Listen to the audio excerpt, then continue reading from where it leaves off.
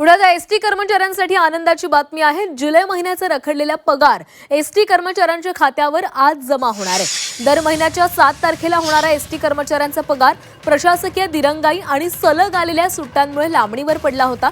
मात्र आज हा पगार त्यांच्या बँक खात्यावर जमा होणार असल्याची माहिती परिवहन मंत्री प्रताप सरनाईकांनी दिलेली आहे। एसटी महामंडळाकडून दर महिन्याला शासनाच्या विविध सवलतींच्या प्रतिपूर्ती रकमेची माहिती वित्त विभागाला नियमितपणे सादर केली जाते। जुलै महिन्याची माहितीही वेळेत सादर करण्यात आली होती। मात्र शासनाकडून प्रतिपूर्तीची रक्कम वेळेत प्राप्त न झाल्यानं कर्मचाऱ्यांच्या वेतनावर परिणाम झालाय। साधारणपणे महिन्याच्या 7 ते 10 तारखेपर्यंत एसटी कर्मचाऱ्यांचं वेतन अदा केलं जातं। मात्र यावेळी सलग आलेल्या सुट्ट्या आणि प्रशासकीय प्रक्रियेला झालेल्या विलंबामुळे वेतन 10 तारखेनंतर गेलेलं आहे।